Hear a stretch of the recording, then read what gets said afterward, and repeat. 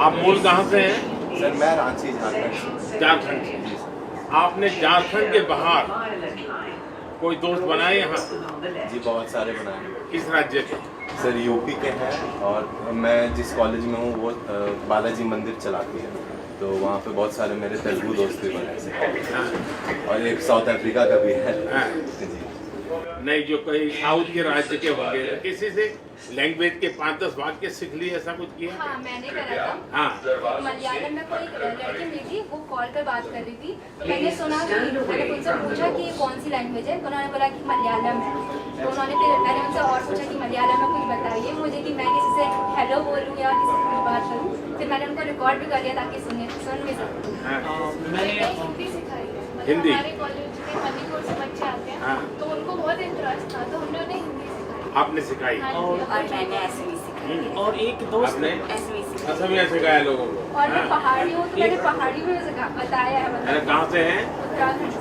उत्तराखंड में कहाँ से? मेरा गाँव से पिथौरागढ़। उत्तराखंड। एक हमारा वहाँ फिर धारचूला जाते हैं? हाँ, हाँ, टनकपुर मैं कभी धारचूला में रहा हूँ। अच्छा दोस्तों, बताइए कुछ, आप क्या कहना चाहेंगे? परीक्षा पे चर्चा भी है, मतलब देखने का आपको सब पता कॉलेज में आके परीक्षा पर चर्चा का फायदा लिया है? सर कैसे स्ट्रेस से डील कर रहे? स्ट्रेस से अपने ऐसे डील कर लेते ऐसा है कि अगर आप किसी चीज से बहुत अटैच हो जाते हैं तब तनाव की शुरुआत होती है, लेकिन आप डिटैच रहते हैं और एक कर्तव्य भाव से काम करते हैं तो तनाव की गुंजाइश बहुत कम हो जाती है। नहीं होता ऐसा, नहीं, कम हो जाती है। और इसलिए कोशिश करनी चाहिए। डिटैचमेंट कैसे आए स्वभाव में, बड़ा कठिन काम है, लेकिन और वो आपको संतुलित रखता है। सर विश्व में जो बढ़ता आपका वर्चस्व है सर, उसके पीछे क्या राज है? उसका कारण आप लोग हैं।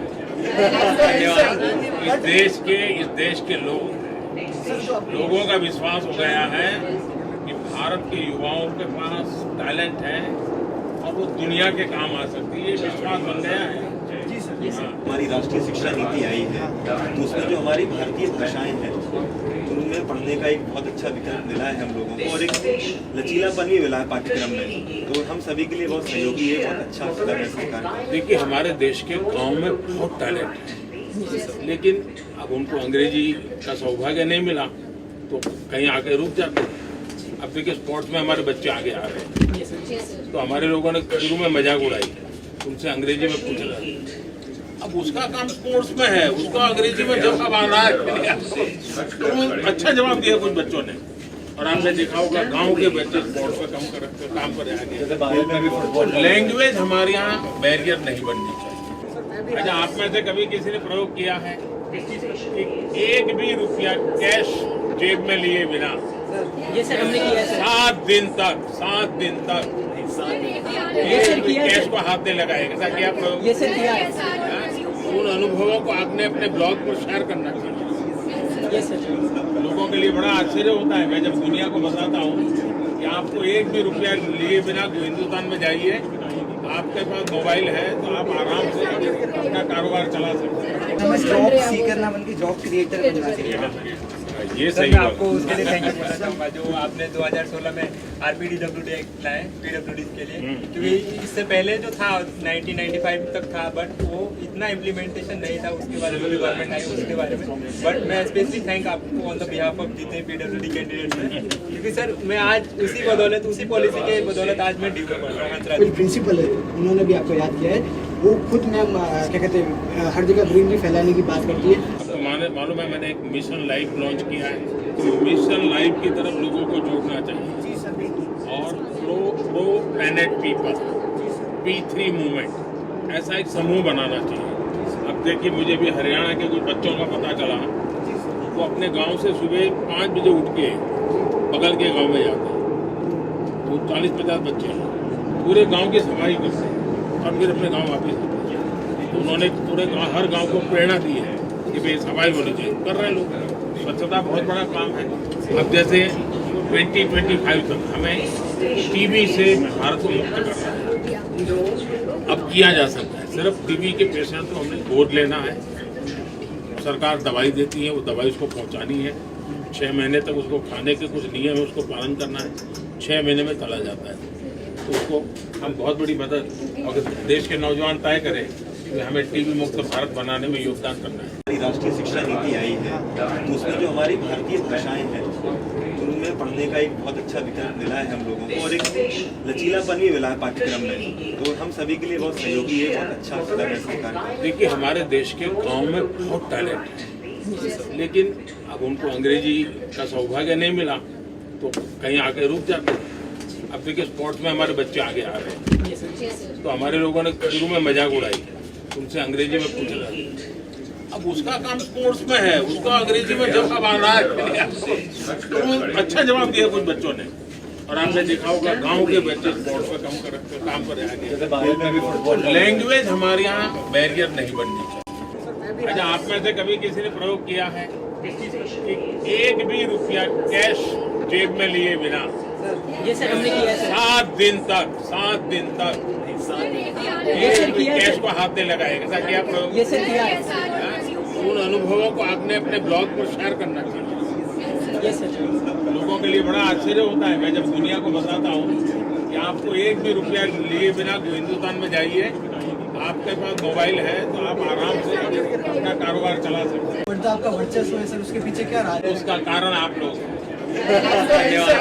इस देश के लोगों का विश्वास हो गया है कि भारत के युवाओं के पास टैलेंट है और वो दुनिया के काम आ सकती है, ये विश्वास बन गया है। आप मूल कहाँ से हैं? सर मैं रांची झारखंड। झारखंड से।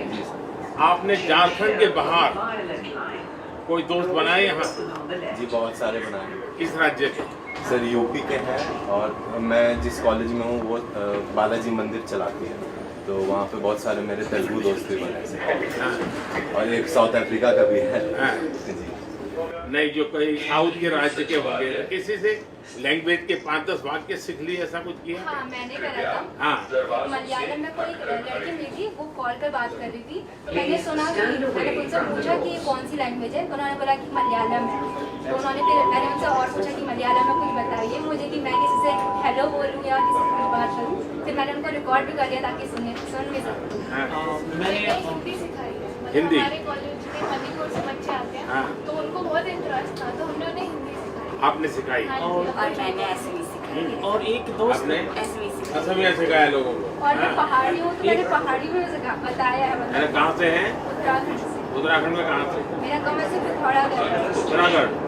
एक हमारा वहाँ फिर धारचूला जाते हैं। हाँ हाँ, टनकपुर मैं कभी धारचूला में रहा हूँ। प्रिंसिपल है, उन्होंने भी आपको याद किया है।